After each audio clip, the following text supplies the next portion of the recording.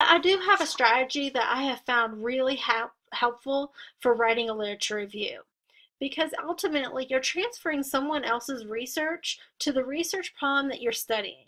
And to build your theoretical framework or your conceptual framework, I use separate sheets of paper. And now, with everything being digitized, I create one Word file that has multiple pages in it. And I write notes for every single article or book I have found. And I outline what the theory was used, what relevant research findings were reported, and some of the things I look at would be the variables that were investigated, who were the participants that were researched, what was the setting for the study, what methodology was used. I want to notice the findings and conclusions that are most relevant to my proposed research. I also look at implications and suggestions that those researchers make based on the findings they come across in their studies. I notice where there are significant differences of opinion among the researchers, and then give my opinion about the validity of these differences, and I make sure I ascertain the areas in which there's little or nothing is known. So I identify gaps in research that might help address why I'm studying what I'm studying, because this now is a research problem that I'm seeing is not addressed in the discipline. And then what I do is I take all of these notes and I just organize them, and I print them off and I read through everything, and I actually develop a rough framework or an outline. And so as I'm taking my notes, I make sure I have my APA reference, because a reference list is challenging to do, especially when it's stressed. And if you leave it to the last minute, it can be really hard to pull everything together. Then I also know any direct quotes I want to use and what page it came from. I also make sure I paraphrase as much as possible to prevent inadvertent plagiarism. And I make sure that if I do give my opinion on something, I make it very clear that it is not the author's evaluation. And many a times I color code it. And if I know I'm saying my opinion about something, I will highlight it in yellow in the Word file, and I take note of it. Like, yellow highlighting is my opinion, and my theory is written this way, and my findings are all grouped this way, and here are big topics that I'm seeing studied throughout all of the research that I've just reviewed. And I keep notes on everything I find and review. And why this is so helpful is because I can place all of these notes into an outline. And I develop headings for my outline that are going to help me write my literature review. So I take my notes, and then I sit there and I look and I find common information. So for example, I mentioned I used the theory of planned behavior for my master's thesis. So I had a big heading called theory of planned behavior. And I discovered that there are 4 major components of that theory I need to study and write about in my thesis. And I broke down each one of those. I had attitude, I had the word subjective norms, I had perceived behavioral control, I had intentions to adopt a behavior. And I made sure I wrote about every single component that were part of that theory. And I organized everything underneath that theory. So I discussed my theory, then I discussed how the theory was applied to research that dealt with the adoption of organic farming for corn and wheat growers, or at least conventional farmers who were considering adopting organic farming practices. I made sure I developed themes that would outline my research, and I looked through all of the findings and I would find commonalities amongst all the research, and I would come up with headings that would sort all of that out. And I made sure that I had very specific descriptive subheadings so that nothing was repetitive and it couldn't go in multiple places, and that was all organized in one area that I could write about it. And then what I would do is write this long outline, and I shared it with my committee chair. That way I made sure that I wasn't going to waste hours of my time writing, and I could start drafting and creating deadlines for when I would have information for my chair to review. And we could go through several drafts and outline all of my content really easily so I could find gaps of where I need to spend some time in finding more research. Maybe going back and reconsidering what articles I ranked as number 2, even going back and ranking some of those articles I said were number 3, not at all, going back and looking at them and said, oh wait, well that topic really is relevant to my study. I'm going to include it now. And it just helped make sure I structured my writing and I wasn't wandering with all of these ideas on the page and having no good topic sentences and expansion of ideas. So lastly, when you get this outline and you're feeling pretty good about it, you need to just jump in and start writing your literature review. And what I like to do is remind you that writing can help you to understand and find relationships between your sources that you've researched. So don't put off writing until you've finished all your readings. Just jump in and start writing off of that outline. And as you review more articles, you're going to fill in more gaps, you're going to discover new things, and you're going to flesh out more of that literature review. That's okay to do. The other thing I want you to know is that when you start writing chapter 2, you actually need to write a little bit of an introduction. That's 2 or 3 paragraphs just to refresh the reader's memory about the problem and the purpose of your research study that's presented, sometimes what the research objectives are. You also need to tell your reader about the form that chapter 2 will take in terms of its purpose, the scope, the sequence, the organization of your ideas, that you're going to present your theoretical framework, your conceptual framework, then you're going to talk about these very specific topics, and then as I read your chapter, I'm going to see those topics in the text.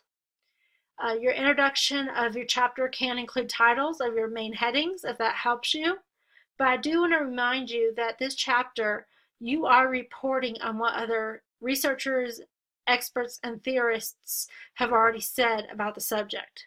Therefore, for the most part, you're writing in past tense, and it is a skill on the part of the graduate student yourself to report on the literature in such a way that the student is comparing, contrasting, and analyzing what has been found in the literature review. I do not want to see an annotated bibliography where I see study, and then study, and then study, and a study, and a study, and I see no connection drawn between what those studies have found. You do not write about each individual study. You're weaving all the studies together to really find some beautiful big themes that have been discovered from past research. And you're going to begin every section with a very brief topic sentence that's going to overview what you're going to talk about. Then you're going to expand on every point in that section. You're going to provide detail on the methodology, the participants, the findings, conclusions, and implications from the studies that you've discovered that are relevant to that section. And you're going to weave them all together to tell a beautiful story about what's been discovered. I also want to make sure that the amount of space that you give a topic depends on its importance. So more important information will have longer paragraphs than less important sections of your paper for maybe variables that you're studying, themes that you've come across in your research. And I do need to make sure that you make it clear that you are reporting either the findings, the conclusions, or the implications of the researchers whose studies you reviewed. And if it's implications, what those implications are to the profession, if they're conclusions drawn from those research findings, what those are, and then specifically what were the findings of those studies. You can do that by using very specific terms like the researcher reported. That can show the findings of the study. Conclusions drawn from this study were blank, or implications for practitioners to do this included blank. And so you have to watch your vocabulary and how you write. And you don't just want to write conclusions of past studies. Make sure everything flows smoothly. And remember that much of the research that you are reporting in chapter 2 is going to be actually referred again to in chapter 5, because in chapter 5 it's your conclusions and discussion. And you're going to make comparisons between your research results and those of the others that you reported in Chapter 2. I also need to make sure that you report without editorial comment unless you are critically reviewing a methodology that was implemented poorly. And then make it clear that everything you're reviewing goes back to your research problem that you're investigating, and that it's going to help answer one of the objectives, questions, or hypotheses that you've included in your study. I also need you to conclude your literature review with a summary. It's going to be probably 1 to 2 pages in length, and you need to actually summarize in your own words without using citations and lots of reference text information the big ideas of what was discovered in this content and bring everything together to the conclusions made from the research you've discussed. And it's going to help your reader with like a synopsis of what was just covered in your 25 to 30 pages of text. I don't want you to put a lot of effort into proofreading until you're sure about what you say is the best as you can come up with. What I need you to do is just put words on the text under headings and start just editing and writing and bringing everything together. And then when you feel like you've expressed your content sufficiently, go back and work on your grammar, your punctuation, your spelling, your APA style for all the mechanisms that they require. I also want you to vary your sentence structure and think about transition words and phrases you can use. So at the beginning of paragraphs and within a paragraph, make appropriate uses of transition devices. A transition device is any kind of expression or verbal strategy that's going to help readers make connections. You can use counting words like first, second, third, next, last, finally. You can use an expression that shows relationships of ideas.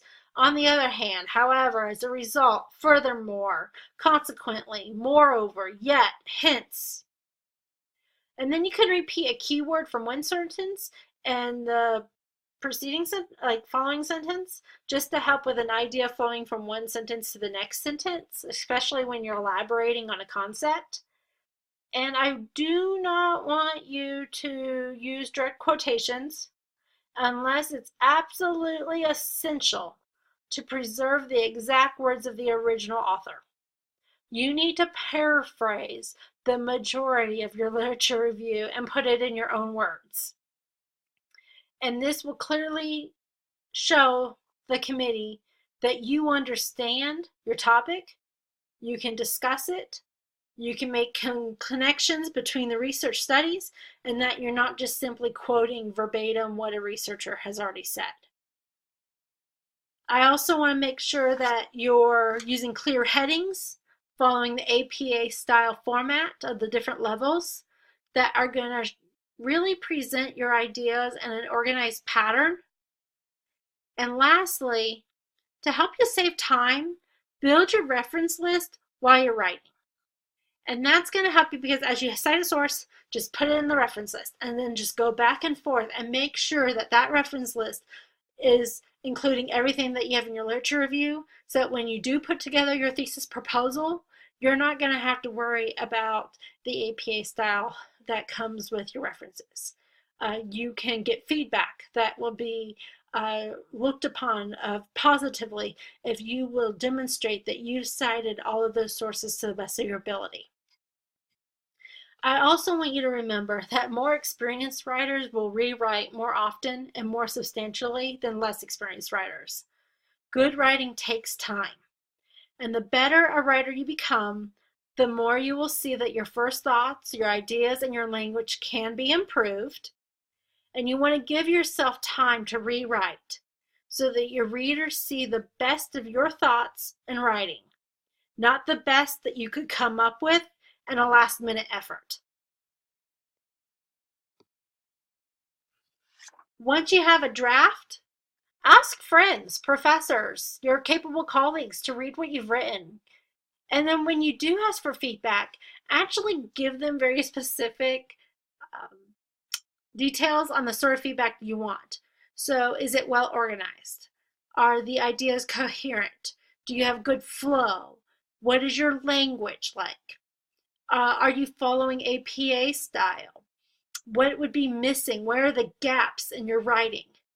And that will make sure that the feedback is constructive and helping you be able to edit your material better and become a better writer. If you have additional questions or comments about writing a literature review, I want you to reach out to me. And this is something we're going to work through as an assignment in class. And you can email me at kelsey.hall@usu.edu, or you can contact me through Canvas Inbox with specific questions you have about literature reviews.